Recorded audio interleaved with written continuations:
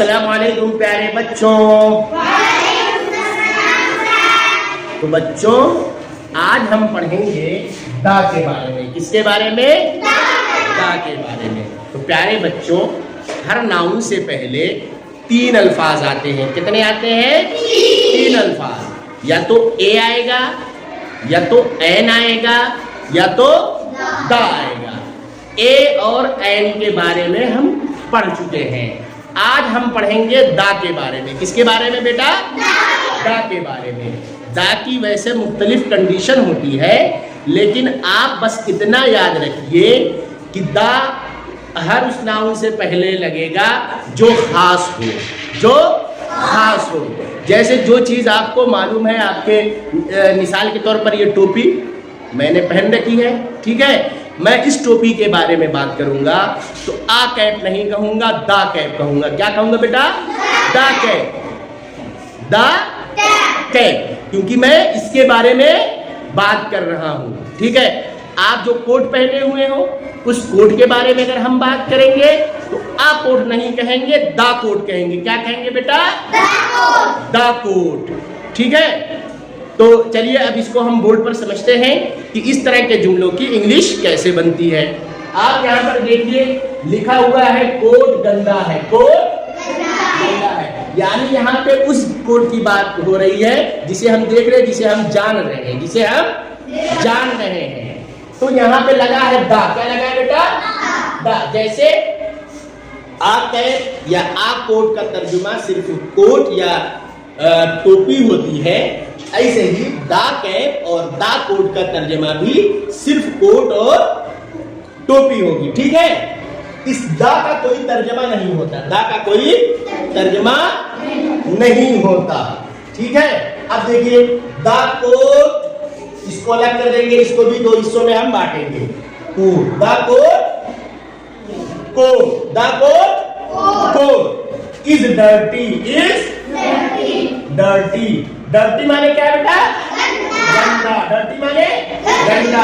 Is माने है, is माने इज डर्टी, गंदा है, गंदा है। कोट की इंग्लिश हो जाएगी द कोट, और गंदा है की इंग्लिश हो जाएगी इज डर्टी। कोट गंदा है, कोट गंदा है।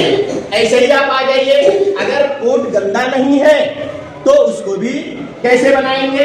देखिए the coat, coat, the coat, coat, the coat, coat,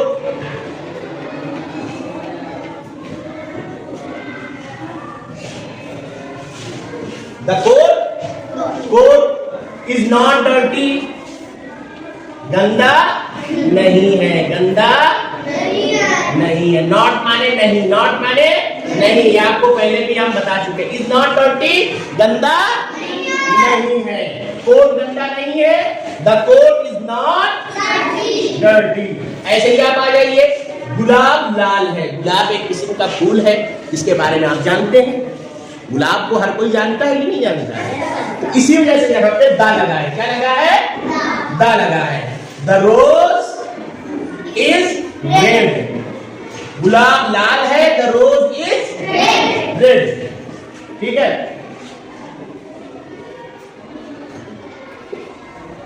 the bus is not red. बस लाल नहीं है, बस लाल नहीं है। The bus is not red, बस लाल नहीं है। यानी ये वो बस की बात हो रही है जिसे हम जान रहे हैं, जिसे हम जान रहे हैं। ठीक है, the bus is not red, बस लाल नहीं है।